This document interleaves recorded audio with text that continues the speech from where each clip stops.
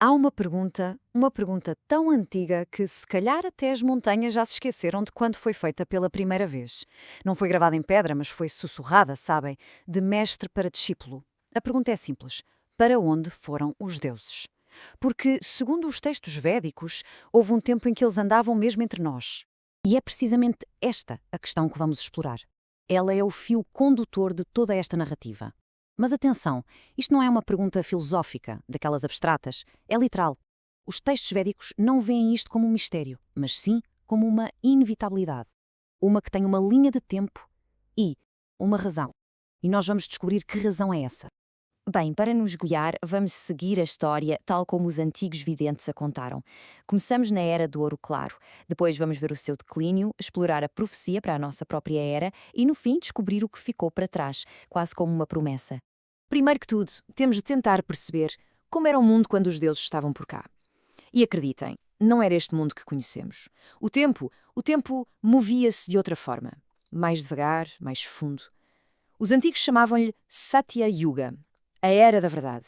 A chave para perceber esta era é um conceito chamado Rita. Pensem nisto não como uma lei, uma regra imposta, mas mais como uma corrente. Como a água que sabe sempre como encontrar o caminho para o mar. Em Satya Yuga, tudo e todos viviam alinhados com Rita. Não por esforço ou disciplina, mas por natureza. Era assim que as coisas eram.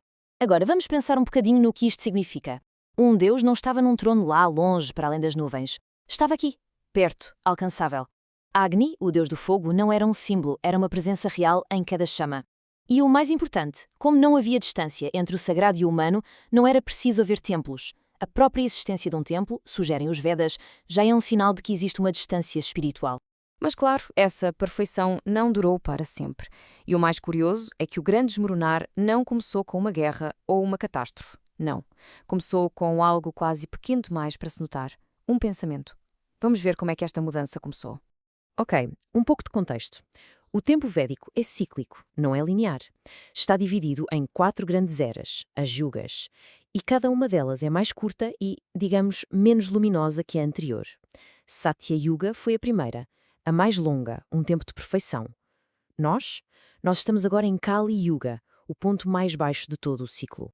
E aqui vemos a mudança fundamental. Na era seguinte, Treta Yuga, o ritual tornou-se necessário pela primeira vez. E pensem bem, um ritual é uma espécie de tecnologia da distância. Só se desenvolve um ritual quando o contacto direto já não é o normal. Quando é preciso construir uma ponte, porque de repente existe um abismo. Então a pergunta óbvia é: o que é que causou esta separação? E o curioso é que os textos não culpam ninguém. Não falam de um pecado ou de um castigo divino. A causa foi algo muito mais subtil. Foi uma mudança na orientação do coração humano, algo que cresceu de dentro para fora. E é aqui que está o cerne da questão. Em Satya Yuga não havia espaço entre o querer e o ter, porque tudo estava em perfeita harmonia. Mas quando esse espaço passou, a mente começou a projetar-se, a planear, a imaginar futuros. E os deuses, segundo os Vedas, só podem ser encontrados no agora. A consciência humana não fechou a porta ao divino. Simplesmente virou-lhe as costas e começou a olhar para outro lado. Há um mito incrível, o Samudra Manthan, que ilustra na perfeição esta degradação. Depois de uma maldição, os deuses, enfraquecidos, têm de se aliar aos seus adversários, os Asuras, para agitar o grande oceano em busca do néctar da imortalidade. O problema? Antes do néctar, o que sai de lá é um veneno capaz de destruir o universo inteiro. E só Shiva o consegue conter, ao bebê-lo e segurá-lo na sua garganta. No fim, os deuses até recuperaram o seu poder, mas houve um custo. Cada batalha, cada conflito, cada ciclo de exílio e regresso deixava o mundo um pouco mais gasto. A sua capacidade de ser um espelho límpido para o divino, a sua sintonia com Rita, foi diminuindo bocadinho a bocadinho. E isto traz-nos à nossa era, a Kali Yuga. Os antigos videntes, em estados de meditação profunda, viram o padrão do tempo e descreveram a nossa época com uma precisão impressionante. Mas não com horror, sabem? Com a clareza de um médico a fazer um diagnóstico. Eles previram que a riqueza se tornaria a única medida de valor, que a religião seria mais performance do que fé, que o conhecimento seria uma mercadoria para comprar e vender.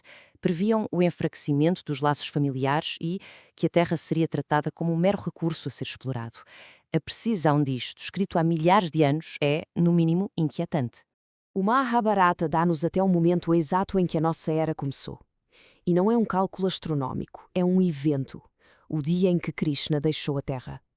A era não mudou porque algo novo chegou, mas sim porque algo ou alguém partiu. E esta é, talvez, a profecia mais devastadora de todas. O grande problema não é os deuses terem ido embora, é a humanidade ter se esquecido da sua própria natureza divina. E ao fazer isso, tornou-se, num sentido muito real, inalcançável para eles. A porta não está trancada, a casa é que está vazia. Mas a história não acaba aqui, numa nota de desespero. Felizmente, os videntes também viram o que e quem ficou para trás, como fios de luz a atravessar a escuridão. A tradição fala dos Chiranjeevis, seres imortais que atravessam as eras. Hanuman, que ficou como testemunho vivo da devoção pura. Parasurama, que espera nas montanhas para treinar Kalki, o avatar que há de vir no fim dos tempos. E a Devi, o princípio feminino divino. Ela não se retirou. Em vez disso, dissolveu-se no próprio tecido do mundo. E aqui está a grande nota de esperança da Kali Yuga. A tradição diz que, apesar dos rituais complexos e da visão direta se terem perdido, a coisa mais simples de todas ainda permanece: o nome. Na visão védica, o nome não é só uma etiqueta, é uma vibração, carrega a essência daquilo que nomeia. Por isso, dizer um nome divino é, de alguma forma, tocar no próprio divino. E assim, voltamos ao início, depois de percorrer esta história cósmica gigante de ascensão e queda, de presença e esquecimento. Qual é, afinal, a resposta para aquela pergunta tão antiga? Pois bem, a resposta dos Vedas é, ao mesmo tempo, incrivelmente simples e profundamente complexa. Eles não foram a lado nenhum. O que mudou não foi a presença deles, mas o nosso receptor. O sinal continua tão forte como sempre, mas começou a encontrar apenas silêncio em ouvidos que gradualmente sintonizaram com outras frequências. Para onde é que eles foram? Foram para o mundo, para os rios, para as florestas, para um nome que se diz na escuridão, para o interior de cada ser humano. A profecia final dos Vedas não é sobre a escuridão eterna, mas sobre o inevitável regresso da luz. O ciclo tem de virar. Os deuses não foram embora. Eles simplesmente passaram à clandestinidade, à espera de serem redescobertos. Eles foram para aqui. E ainda aqui estão, à espera.